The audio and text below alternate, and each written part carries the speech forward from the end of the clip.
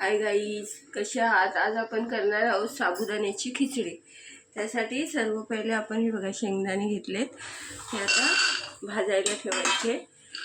त्याच्यामध्ये आपण हे बघा ही मिरची जी आहे ना, ती पण अशी देठ काढून घ्यायची आणि भाजायला ठेवायची। त्याच्याबरोबरच भाजायची शेंगदाण्याबरोबर, मग अशी खिचडी आपली ना छान होते। हे बघा आपले शेंगदाणे आणि मिरच्या आहेत ना, त्या चांगल्या भाजल्या आहेत। आता आपण हे ना, हे बघा बारीक गॅसवर चांगले भाजून घेतलेले। आता आपण हे ना हे मिक्सरला लावून वाटून घेऊया। हे बघा आता साबुदाण्याची आपण खिचडी सुरुवात करणार आहोत। हे आपण मिक्सरला चांगलं बारीक करून घेतलेलं आहे। आणि आता हे बघा हे रात्री साबुदाणे भिजत घातले होते थोडं पाणी ठेवून, आणि हे सुकं खोबरं। आता आपण खिचडी करायला सुरुवात करूया। हे बघा पहिलं आपण तेल टाकलेलं आहे त्याच्यामध्ये, टोपामध्ये।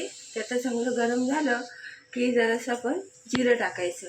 हे बघा जिरं आता चांगलं गरम झालं आपलं, त्यामध्ये का आता आपण हा जो हे केलेलं आहे ना, हे मिरची आणि शेंगदाणे वाटलेलं, ते फोडणीला टाकून घ्यायचं पहिलं चांगलं, म्हणजे असं भाजून घ्यायचं हलकं, कारण का आपण पहिलं चांगलं भाजलेलं आहे ना, त्यामुळे आता जास्त भाजलं नाही ना तरी सुद्धा चालतं। म्हणजे आता आपण त्याच्यामध्ये हे साबुदाणे टाकूया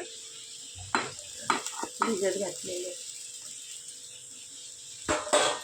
आणि आता चांगलं असं हलवून घ्यायचं व्यवस्थित, सगळं एकजीव होईपर्यंत सगळं। आज आमच्याकडे मंगळवारचा आमच्याकडे उपवास असतो ना, त्यामुळे आम्हाला खिचडी लागते साबुदाण्याची। आम्ही काहीच म्हणजे असे घावणीसुद्धा बनवतो उपवासाचे, कधी साबुदाण्याची खिचडी, असं वेगवेगळं बनवतो। आता थोडंसं चवीपुरता मीठ टाकायचं।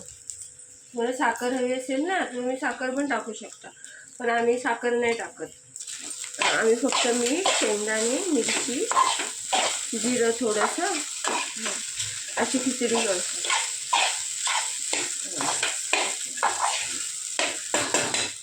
आणि आता हे सुकं खोबरं आहे ना, ते सुद्धा थोडंसं टाकायचं, छान लागते खिचडी आपली।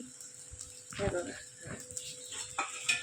बारीक गॅसवर असं व्यवस्थित होऊ द्यायचं, बारीक गॅस करूया आपण। आणि आता व्यवस्थित ही बघा आपली आता उपवासाची खिचडी झालेली आहे, साबुदाण्याची खिचडी। हा बघा व्यवस्थित। आता आपण प्लेटमध्ये घेऊया आणि आता आपण ठेवू। हे बघा आपली उपवासाची खिचडी आता तयार झाली। आता आपण नाश्ता करूया, आज उपवास आहे ना म्हणून। आणि दूध, आणखी उपवासाची खिचडी साबुदाण्याची। आणि ही जर रेसिपी तुम्हाला आवडली तर लाईक करा, शेअर करा, सबस्क्राईब करा आणि कमेंट करा।